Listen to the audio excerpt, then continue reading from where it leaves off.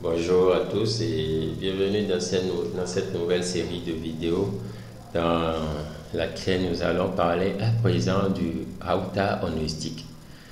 Voilà la topologie qu'on avait utilisée dans la vidéo précédente, d'accord, pour faire la configuration du routage intra-VLAN. Donc la problématique c'était et si on avait plusieurs VLAN et si on avait plus de près de 50 VLAN, est-ce qu'on aura utilisé 50 interfaces de routeur? Ce serait vraiment encombrant et ce serait trop coûteux pour nous. Donc du coup, nous allons opter pour la solution router heuristique. Et router heuristique, dans ce cas, qu'est-ce qu'on aura à faire? On aura à utiliser juste une interface physique, d'accord, qu'on va subdiviser en plusieurs sous-interfaces. Donc au lieu d'utiliser plusieurs interfaces au niveau du routeur, on aura juste à utiliser une seule interface du routeur qu'on va subdiviser en sous-interfaces, d'accord? Et chaque sous-interface sera affectée à un VLAN donné. Chaque sous-interface affectée à un VLAN donné. Donc déjà, qu'est-ce que je fais? Je viens au niveau de mon routeur, je supprime déjà les interfaces, d'accord? Et je vais utiliser juste une seule interface, là.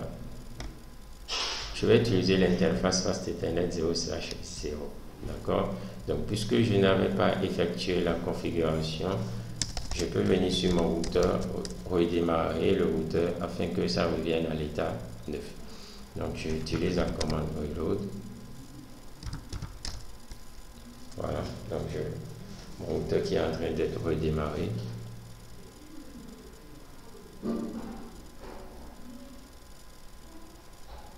Voilà, donc mon test est redémarré et dès que je fais un show run, je vois qu'il n'y a plus de configuration.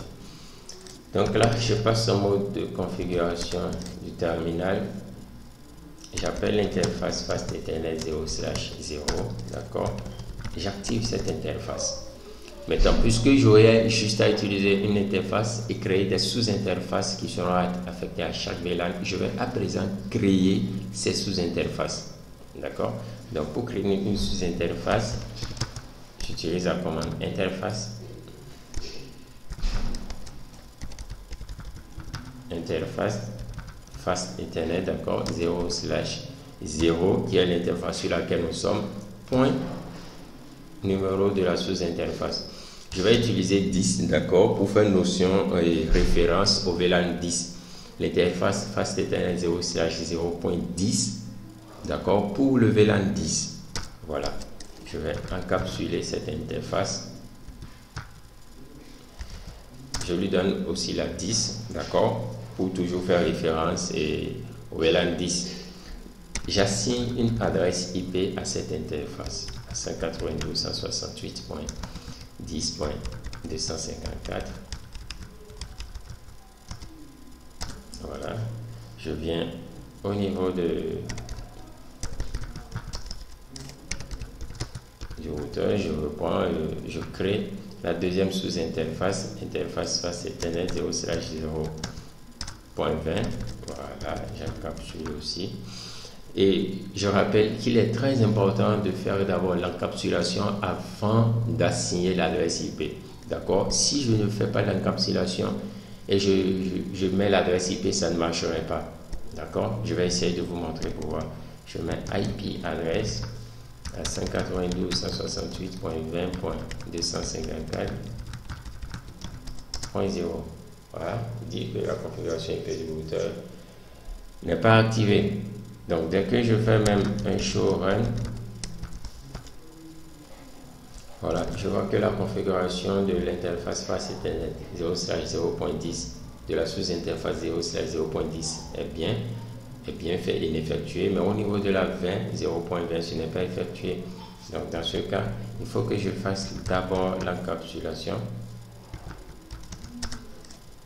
avant de mettre l'adresse IP. Voilà. Donc je peux vérifier, je vois, voilà, qu'il a reçu une adresse IP, l'adresse IP que je lui ai assignée, d'accord?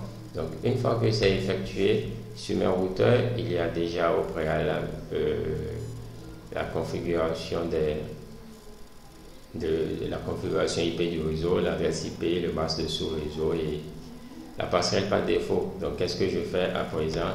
Je viens sur mon ordinateur et je vais essayer un test de ping vers un ordinateur la 20.20 et j'attends mon test de ping. J'attends.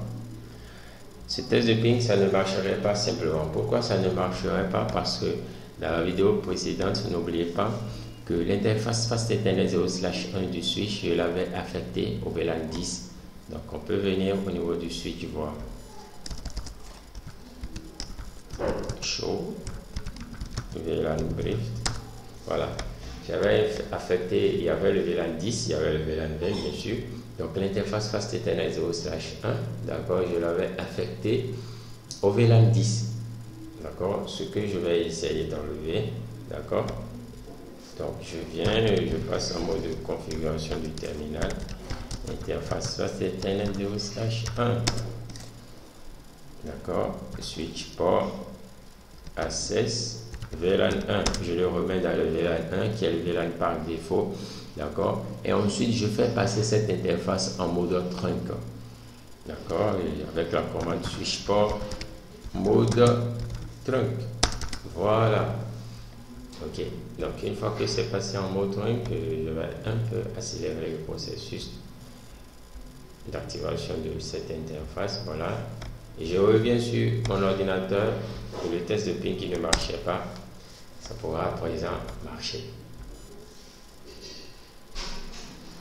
Voilà, donc je peux faire la même chose sur un ordinateur du VLAN 20.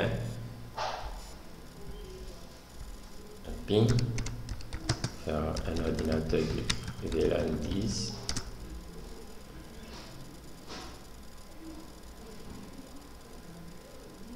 Voilà, donc je vois qu'il y a communication, qu'il y a effectivement une communication entre les ordinateurs du VLAN 10 et les ordinateurs du VLAN 20. Donc les ordinateurs du VLAN 10 peuvent communiquer entre eux et communiquer aussi avec les ordinateurs du VLAN 20 et vice versa. Dans la prochaine vidéo, je vais essayer de configurer le protocole DHCP sur ce routeur, d'accord, et afin que ces ordinateurs, quel que soit le VLAN dans lequel ils se trouvent, ils puissent recevoir de façon automatique la configuration IP du réseau. Merci d'avoir suivi cette vidéo, cette séance d'exercice. Merci de l'avoir suivi et j'espère que vous avez compris. En tout cas, je suis disponible pour toutes les questions et à très bientôt pour les prochaines vidéos.